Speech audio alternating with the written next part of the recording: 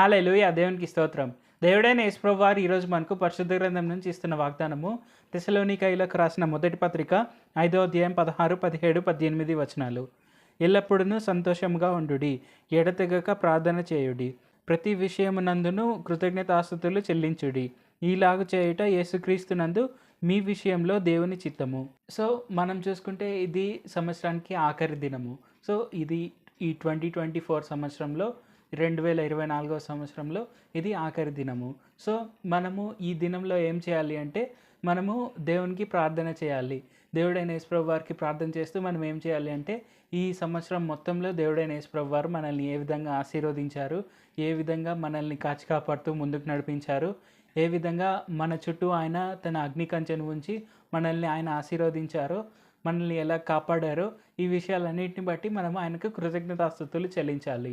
అది మనం ఈరోజు చేయవలసిన ప్రార్థన. మనము ఒకవేళ వీలైతే అందరూ ఉపవాసం ఉండాలని కూడా నేను కోరుకుంటున్నాను. ఎందుకంటే మనము దేవుడైన యేసుప్రభు వారికి కృతజ్ఞతాస్తుతులు చెల్లించడం అనేది మనకు ఎంతో ముఖ్యమైన విషయము.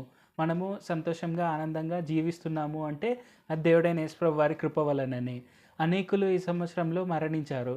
అయినా కూడా మనం బ్రతికి ఉన్నాము అంటే అది దేవుడైన యేసుప్రభు వారి చిత్తం కాబట్టి మనం ఆయన కృతజ్ఞతాస్తుతులు చెల్లించాలి. మనం ఇలా కృతజ్ఞతాస్తుతుల ప్రార్థన చేస్తూనే ఏమవుతుంది అంటే మనం ఆయన చేసిన ప్రతి ఒక్క మేలుని బట్టి ఆయన కృతజ్ఞతాస్తుతులు చెల్లిస్తూనే ఉన్నాము.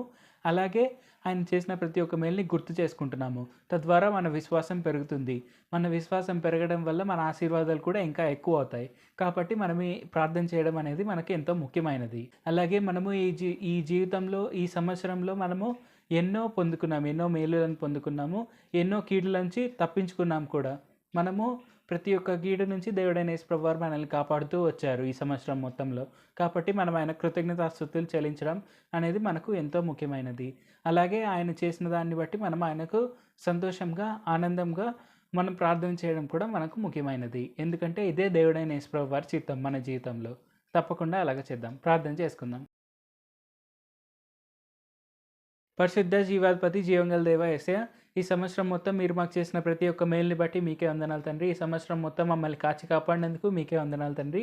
యేసయ్య, ఈ సంవత్సరం మొత్తంలో కూడా మేము సురక్షితంగా ఉండగలిగాము అంటే అది మీ వల్లే తండ్రి. ఈ విషయాన్ని మేము తప్పకుండా గుర్తుపెట్టుకొని సంతోషంగా ఉండేందుకు సాయం చేయండి. అలాగే మీకు కృతజ్ఞతాస్తుతులు చెల్లించి వారి వల్లే ఉండేందుకు సాయం చేయండి. యేసయ్య, వచ్చే సంవత్సరం కూడా మేము ఆనందంగా, సంతోషంగా జీవించేందుకు సాయం చేయండి. ఈ వాక్యం వింటున్న ప్రతి ఒక్కరు కూడా మిమ్మునే తమ నిజ రక్షకులుగా అంగీకరించి ముందుకు సాగేందుకు సాయం చేయండి. వచ్చే సంవత్సరం మొత్తం అనేకులము మీకు సాక్షులుగా జీవించేందుకు, మీ మార్గంలోనికి నడిపించి వారి వల్లే ఉండేందుకు సాయం చేయండి. యేసు నామములో అడుగుచున్నాం తండ్రి. ఆమేన్. Thank you Jesus. దేవుడు మిమ్మల్ని ఆశీర్వదించును గాక.